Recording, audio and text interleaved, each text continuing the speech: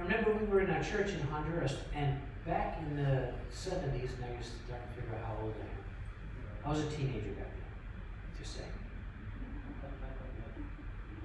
But we watched the church through discipleship grow from 125 people to over 1,500 in a matter of 4 years. And we had 50 home groups around the city. Some of them had between 5 and 10, and others 50 or 60 people going to those home groups. And some of those became the only church that people would go to. They never come to the main church. So we saw an explosive growth in our church there in Tegucigalpa, Honduras. And I thought that was just fantastic. And so I came to the States, coming to Bible college, knowing everything. I was God's gift to man and to pastors.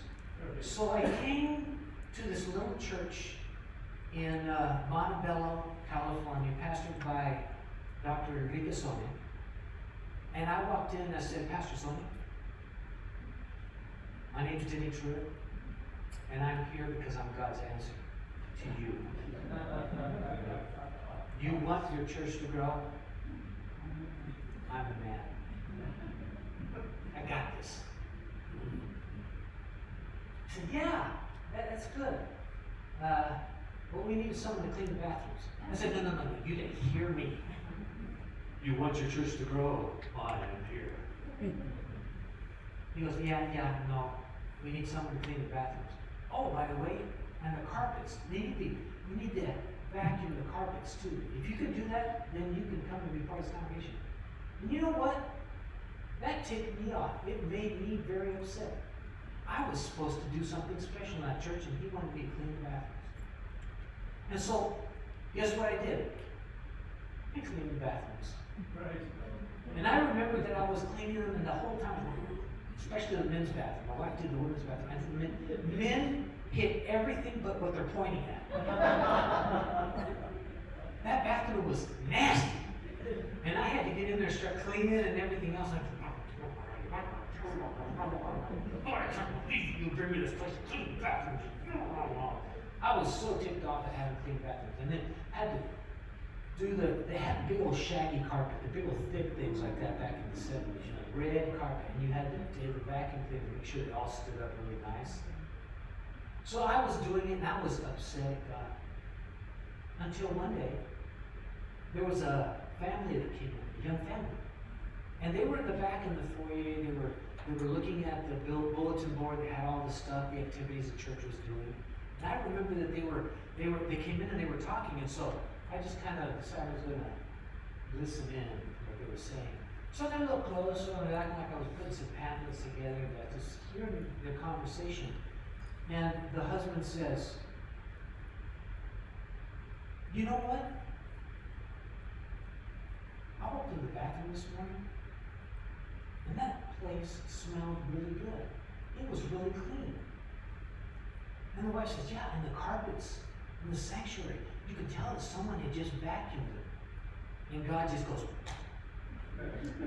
it wasn't the message, it wasn't the worship, it was the stinking bathrooms that made them stay in that church, because they said, if they take such good care of their facilities, they're going to take good care of us too.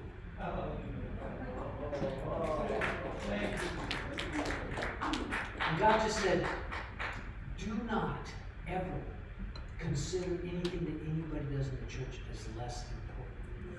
That family stayed, and it's there to this day in that church. I saw them just a few months back when I went to celebrate Pastor Sonia's 50th year in ministry.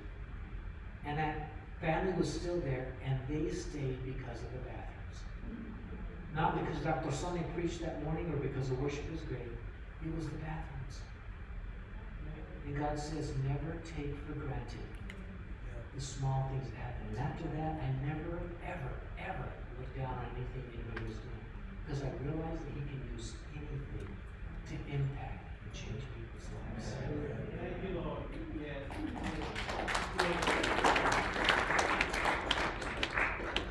You know, we have feet and we've got 10 toes, but if you cut off the little toe on any foot, the smallest one, people have to learn to walk again. because they lose their balance.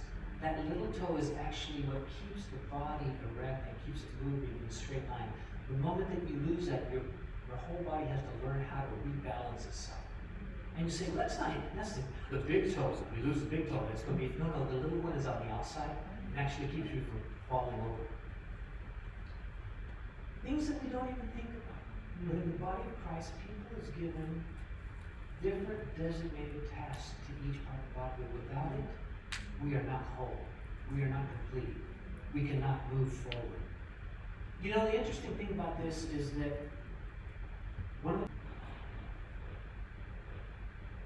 and all of us go, well, 62 years and he's just scratching the surface?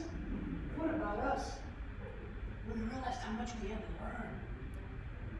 And from that moment, he put it in perspective. He said, I've never stopped growing and learning. And to this day, every time I get into his word, there's something new, fresh, and rich that he brings to me. And I realized that if this giant of God who wrote a 750-page doctrine book is just scratching the surface, there was a whole lot more I had to learn. And let me tell you, as part of the body, we've got those things that need to happen. Many times, the word that's translated minister is